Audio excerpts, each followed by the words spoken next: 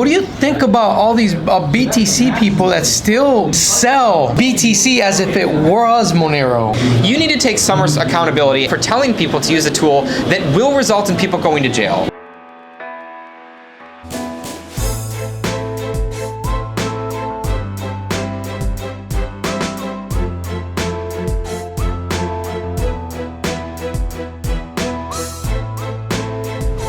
Justin, welcome. Thank you for being here, the Crypto Vigilante. And if you guys don't know, this is Justin Ehrenhofer, Monero OG, and compliance guru. I know a lot about the compliance. Yes. I'm not trying to push for it necessarily. No, but that's the thing. A lot of people within the Monero community were giving you shit a couple months ago. And I was like, wait a minute. A lot of you guys wanted Monero to be listed on exchanges, and Justin Ehrenhofer did a great job and the whole team and a lot of people contributing within the community to get the Perkins and Coy document put together, so to show how Monero is very compliant and how Monero is compliant with optional disclosure features. And that really helped, because it really helped the space, and it's still helping Monero in terms of having that acceptance for the sake of its liquidity. Mm-hmm. But now that we have the liquidity, people look at the job that has been done by the Monero community in providing that liquidity in exchanges, but we don't like it anymore. I'm very grateful for what you've done. I'm just letting you know. Thank you. I mean, there's different ways to look at it. I know that there are certainly members of the Monero community who think any sort of addition on any KYC services is a huge net negative. They want nobody to be using Coinbase. They want nobody to be using any of these services. And I think that's a valid opinion. That's something that, we want to enforce. I work for Cake Wallet now, and within the exchange, you don't need to make an account in order to exchange cryptocurrency to cryptocurrency. But ultimately, some people do need to buy cryptocurrency in some method. And so at Cake, we still sponsor Havino because we want those projects to do very well and for people to be able to exchange peer-to-peer easily as it relates to fiat. But we're not quite there yet. And so it still is useful to have some on and off ramps. And to that end, I have assisted reminding people that no, Monero isn't a regulated entity. Monero itself as a protocol never will need to comply with anything, so to speak. I think that it's very important we say that very clearly, because people sometimes forget, sadly. Right. And people are very not used to the idea that, hey, this blockchain is obfuscated and we can't see everything, which is unusual. You'd think they'd be familiar with it because there's no blockchain for cash, and they figure out how to do deposits and withdrawals for cash. But, we're sort of re-educating people, sadly, about what used to be like. And it is a whole process. But I think we've definitely made a lot of progress over the last few years. But also, people need to keep in mind that cryptocurrencies are peer-to-peer and they are decentralized. So as a result, people don't have to use exchanges. A lot of regulators sort of think, oh, well, people have to use exchanges. No, that's not the case at all. The Monero community has invested very heavily on peer-to-peer trading solutions, on DEXs, on atomic swaps, so that you don't need to go through a regulated entity to purchase Monero, which certainly limits their options at restricting freedoms for people to just use their own money. Right on. Now, I had a conversation with Howard Shue about 6 months ago, and it was his suspicion that there has been price suppression on the exchanges for Monero. And I think that wouldn't be impossible. From your experience dealing with exchanges, do you think that's a probable thing that has happened for Monero? Yeah, I mean, I know that some people have that opinion. Personally, I think that's probably unlikely. Monero, I think it's important that we remember that Monero is, sadly, in the cryptocurrency space, a pretty small fish. A lot of people use it for transacting. People actually use Monero for payments. And so when you talk to someone who is involved in the cryptocurrency space and frequently lives on cryptocurrencies, frequently uses them to make payments, it might be unusual for them to think, oh my gosh, how can Monero be so small relatively to these other projects? And I think the reality is just most cryptocurrency use is speculation. And if you actually talk to people at like a Bitcoin conference, they're going to say, oh, what blockchain is Monero on? and they just have no idea. They have no idea what Monero is. They've never heard of it. And I think that's what the wide ecosystem looks like. So as it relates to the money that exchanges make, listing, trading coins, Monero really is a small percentage of their total profit, total revenue. So sure, I mean, who knows? You're giving your money to someone else. You certainly should maintain your own keys. You certainly lose control of your money when someone else has control over it, of course. You open the door for fuckery like that. But at the end of the day, I would say, ultimately, it's probably unlikely. But of course, that still means that if you are worried about that sort of thing, definitely hold your own coins, and especially in any case. And you do whatever you can to do peer-to-peer trades with it.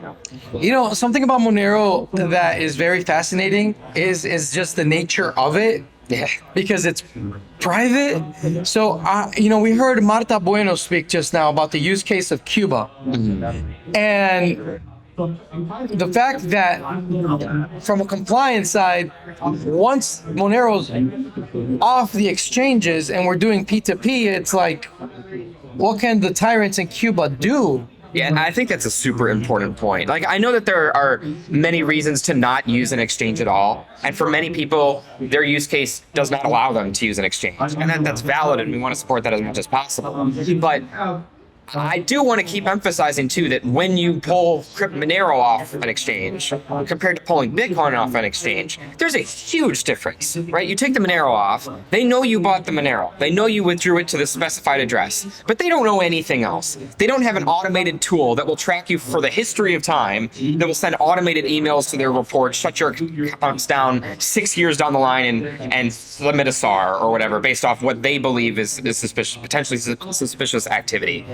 Even though it might not even be suspicious at all, and you might just be buying something from your friend. So with Monero, it literally is the case. You withdraw from an exchange, and then it is like taking cash out. It is your money. You know, so you're not going to have those outputs continuously traced in nearly the same sort of way. It's just a night and day difference. So even if you do purchase your Monero on exchange and then take it off, you are substantially better off for privacy than if you bought some traceable assets or really anything else. It's fascinating. Monero really never gets old because it is the most sound of money, and really this is a race for sound money. It comes down to this is at the heart. Cryptocurrency is racing to be what's the best money of the future in a modern economy, and that constantly mind boggles me. What do you think about all these BTC people that still sell BTC as if it was Monero? I get confused by that as well at times. I think some people truly do believe it does function like Monero does. They probably aren't engaging in any situations where their privacy is significantly important. They haven't been damaged by Bitcoin's fungibility, perhaps, because they operate only in one of two worlds. Either they operate exclusively off exchanges and never talk to any exchange, and so they're probably okay. There's a second order effect, of course, but you know, some hardcore Bitcoin supporters will never use a KYC service, and they are very cautious about how they transact, and so as a result, the fungibility issues are potentially less of a concern, even if they are leaking, you know, the amounts they own to their friends and all sorts of stuff like that. And then you have people on the other side of the spectrum, which only, like, they'll be a huge proponent for Bitcoin and say, hey, use Strike, which is a custodial wallet. And so they'll exclusively reside on a custodial world. I think it's when you have people that interact broadly together, where you're talking to some exchanges and talking to some like normal people and peer-to-peer, where you start to say, this fungibility starts to become a problem. Or especially the case that like if you're receiving money from a friend, for example, through Strike, and then you send the Bitcoin to Coinbase, your Coinbase account is probably not going to be shut down because the flow of funds is literally one money service business to another, right? But if you're receiving money off like chain from like on chain, offside from like someone's own wallet, and then sending it to an exchange, that's where you're more likely to have account closures and the like. So people who engage in those sorts of activities are most likely to see the downfalls of fungibility that Bitcoin doesn't really protect. But a lot of the Bitcoin proponents who are really talking it up might not even engage in those sorts of transactions at all. So it is unfortunate. I mean, Monero is definitely not just supposed to be private money. It's supposed to be good money. And for many people, Monero isn't even about the privacy. It's about just making fungible money, which, you know, sure, art as good as NFTs, but money should be fungible. It shouldn't be NFTs. Using NFTs as actual proper money is really annoying. So it's just good to have one currency versus this is worth the same as anyone else, and you can chuck it around, use it for purchases, easy. That's ultimately the goal that Monero has pushed for the beginning. And privacy, to some people, is just the ends that get us there.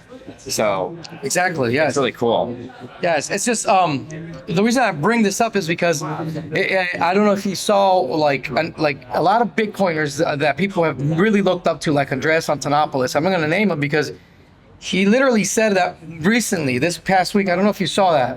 He said Bitcoin's more private than Monero. And it's like, and I'm like, wait a minute. Andreas either doesn't know what he's talking about, which is wild to me, and now I heard the same thing from many other Bitcoin influencers in the past week or so, that they're doubling down, and now they're saying, this is what I've been hearing now, is that because Bitcoin has more liquidity, even though every transaction is transparent, that makes it more private than Monero. Yeah, I want to break this down into two components. First is just the relative anonymity set, so to speak, is if you tried to hide among a crowd of Monero versus hide among a privacy-focused crowd in Bitcoin. So that's the first component. The second component is just this liquidity issue that for some reason keeps coming up.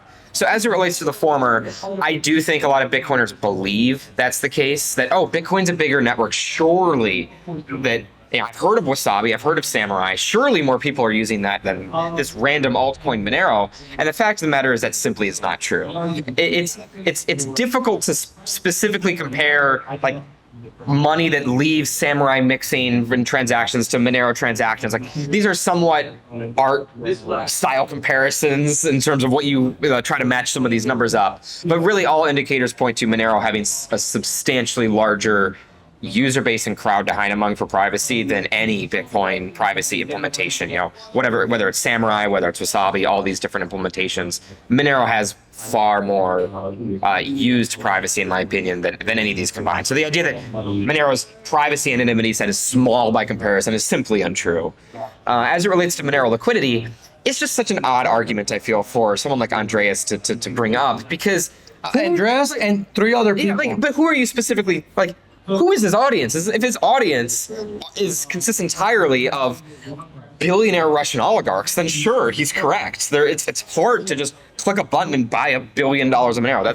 That's not possible, right? But like, there are people at this conference right now. It's sponsored by DV Chain. I used to work for them, and if you walk to them and like, hey, I want to buy like $5 million of Monero, or I want to sell $5 million of Monero, they can make it happen. And frankly, they already do make that happen, or like the cryptocurrency space at least makes it happen, because Monero is used for ransomware payments. So surely they're able to procure those sorts of payments somewhere, and those are to the tunes of millions of dollars in Monero ransom. So who is his audience that they say don't use Monero for your privacy because liquidity is an issue? Like, are you trying to, like, which among your viewers is like, I was trying to buy $100 million of Monero, but like, I just couldn't. Like, if you're just trying to buy even a couple $1 million of Monero or sell, like, you're going to be totally fine with the current amount of Monero liquidity in the space. Like, it just boggles my mind that, like, hey, don't use this $10,000 payment in Monero because of liquidity issues. It makes no sense to me, and I think it's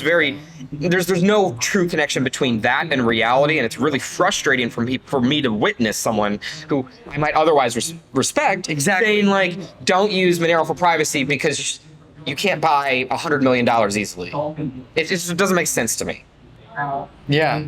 So what do you think is going to be the tipping point where people are going to start realizing, hey, all the arguments made for Bitcoin, if you follow their premises to their logical conclusion, the answer is Monero. When is that going to happen? I think to some people it will never happen, and it might not happen because they're just so focused on keeping Bitcoin as their investment. So, if you're long Bitcoin, you have a very substantial interest of protecting your investment. And so there's some people that just will never come around.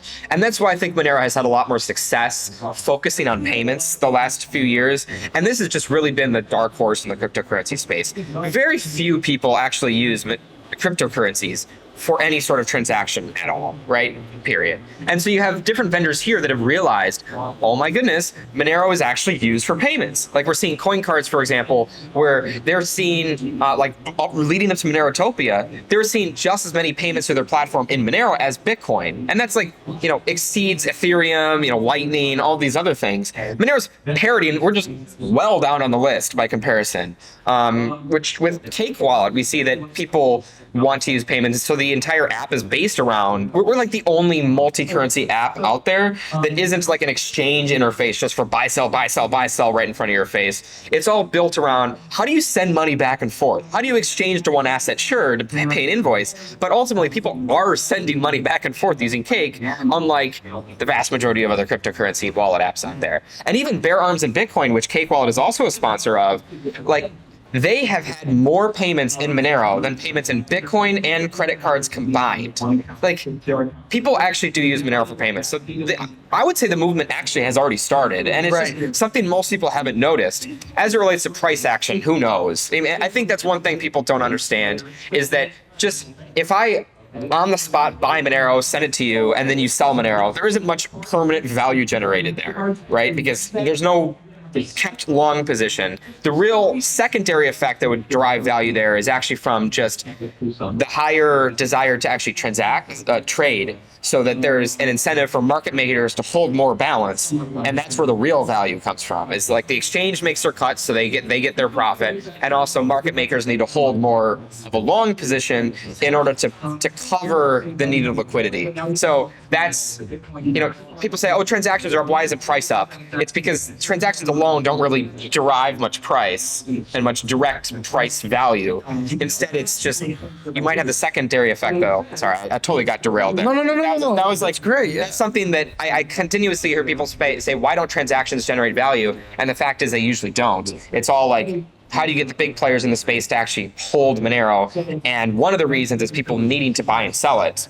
That drives value up because you need to hold Monero to be available for sale. Yeah. I'm sorry, I totally went off. No, that's a different side there, but I thought it was a cool point to make. It is a great point. I'm interested that you said that you don't think there's not any price suppression in the exchanges, that you think it's highly unlikely. I think it's more likely that people aren't using Monero in a way, like there aren't many people I think that are buying Monero as an investment thesis, which I think is good that we're not selling that to people, but ultimately that usually is what derives value. Because if you're just using Monero for exchanges, if you buy Monero for, right now, I just buy $100 worth and then I immediately spend it and then they immediately sell that Monero, there isn't much to hold the price up in that direct flow. Okay, yeah, that makes sense. So it's just really funny that Monero is a better store of value, and yet Monero doesn't sell that, whereas BTC does. I think you definitely need some voices in the Monero space that do pitch that sort of idea. I mean, I think it's good that the development community up to this point has not done that. I do. So I mean, but we need people who do, right? So I say that it's a better store of value because there was a lot of forethought put into place regarding the health of the miners through the tell and emission as time goes on. That forethought was not in Bitcoin, and we don't know what's going to happen because how are they going to monetize after the block reward subsidy gets smaller? And yeah, I mean, there's also an argument from the time that Monero was on a large exchange, Poloniex, in that moment Monero started competing with Bitcoin, it's actually been a better store of value from a technical analysis perspective up until the present moment. Mm-hmm. I mean, certainly if you want a fungible and private asset, like Monero probably fits your box for, like, if you truly prioritize those things, the Monero is probably a very good store of value for you. Because if you want to store money privately, it's going to be very difficult to do so with Bitcoin. Oh, 100%. It's like, difficult is glossing over. It's like a kind word, Let me ask you something, because you're young and you understand this very well.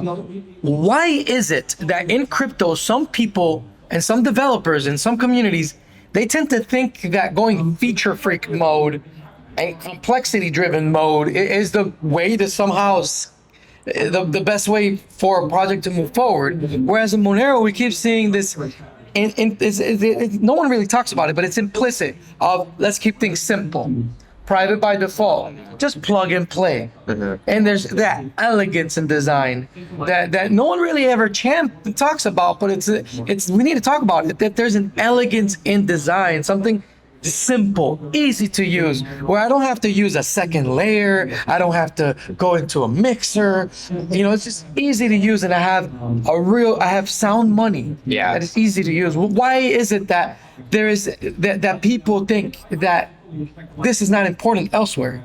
What's going on? I just don't think most people use cryptocurrencies actually as the primary method of paying for like rent and things, right? So for most people, I do think cryptocurrencies are play money, and they are seen primarily as an investment. People who are going to the Bitcoin conference, I assume, are going there because they are interested in using Bitcoin as an investment. Frankly, people at MoneroTopia probably are interested in Monero as an investment, and those things alone aren't necessarily even bad things. I mean, people want to have a store of value that isn't going to just depreciate in value or become worthless. Right? People want to hold their money in something that will protect them financially. So it's a sensible goal to push forward.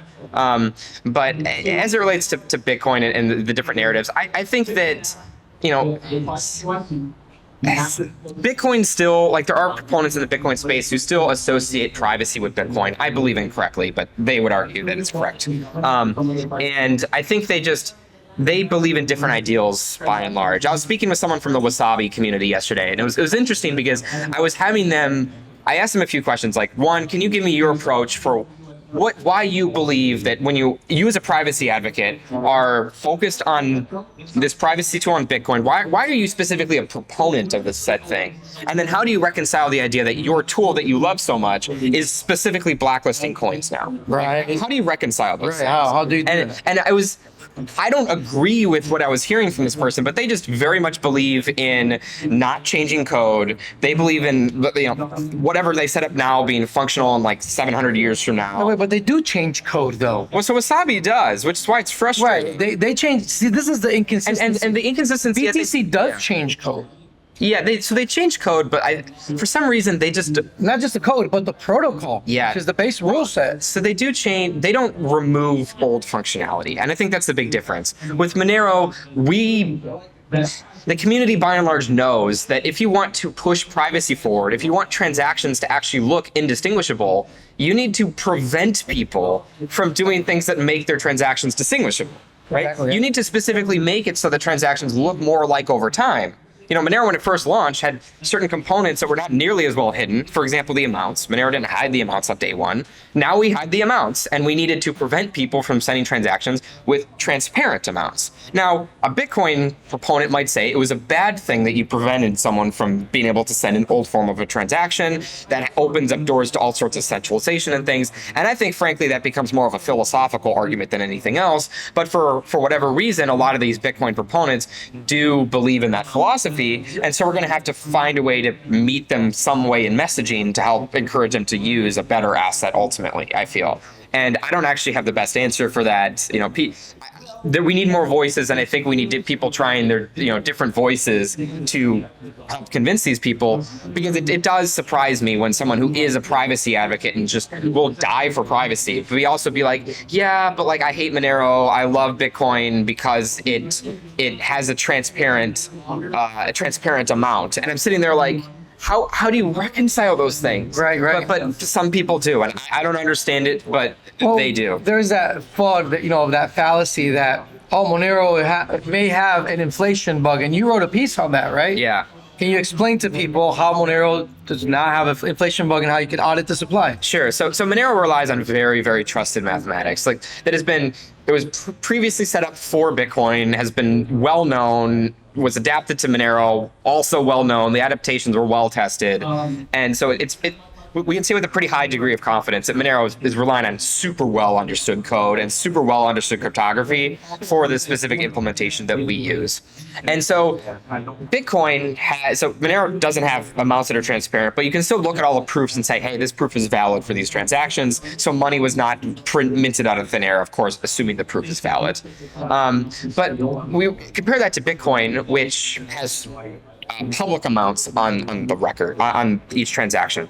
I think one thing people conflate incorrectly, though, is they look at, okay, amount in a transaction is public, so therefore there will not be a bug and there will be no inflation. That is incorrect. So in Bitcoin's past, there were inflation bugs that generated Bitcoin out of thin air to a transparent amount, and they were able to walk that back. They literally did a hard fork in order to remove those transactions from the Bitcoin network, because the money had not really moved anywhere, right? Oh, someone minted money in this wallet address. It just sat there. Let's just void that. Pretty straightforward, relatively uncontentious. But if that happened today in Bitcoin, you can't just have the Bitcoin network snap their fingers. It's not a centralized force that can immediately remove these funds. So if you were able to compromise Bitcoin, you were able to generate money out of thin air, out of Bitcoin, sure, it would be visible, but what if you sold it to someone else? Do you think the Bitcoin network, the Bitcoin network can't react fast enough to prevent a motivated actor from selling or transferring that money to some innocent bystander? And then good luck getting the Bitcoin, we don't remove anything, code is law, whatever, from invalidating victim funds. Then it's going to become really contentious. So just because something is transparent does not mean that you are devoid of the effects of unintentional inflation.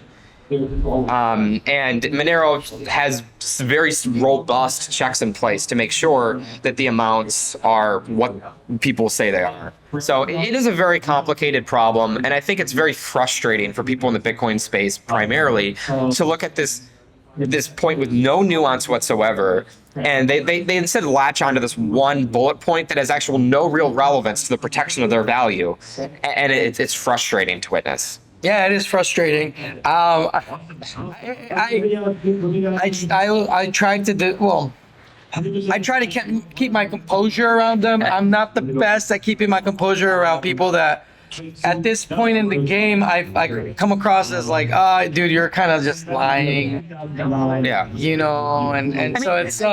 People need to be liable. If you were sitting there as a Bitcoin proponent and you were telling people use Bitcoin and you should, I also care about privacy and I care about privacy, but use Bitcoin. They're telling people that Bitcoin is more private than Monero. You need to take some responsibility for someone you're telling to use Bitcoin, and then for them to immediately result in leaking data to everyone and resulting in people's lives actually being at stake.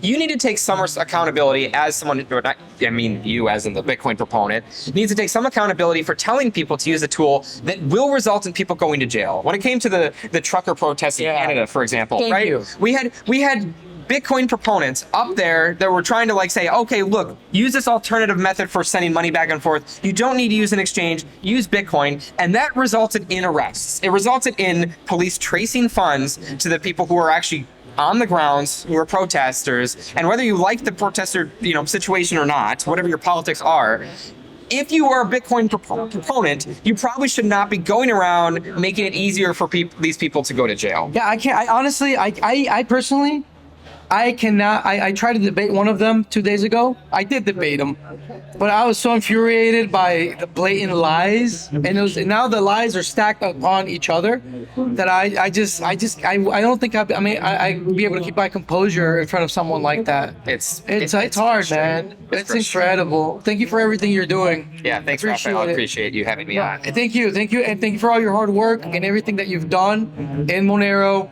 and helping us with liquidity in Monero. And yes, see, you guys heard it here. He also wants Monero not to have to just be used on KYC/ML exchanges. No one ever thought that to be the optimal use case, guys. We're on the same team here. At Cake Wallet, you can exchange without an account. There are no limits, and we sponsored exchanges like Avino and stuff. So we very much are pushing that forward, and we want people to be able to use everything no KYC to the extent possible. Where the option is convenient to not use KYC, we want people to use it. We want to give people that tool. That's awesome. Thank you for being with us. Thanks so much. Good to see you. Yeah, take care. All right.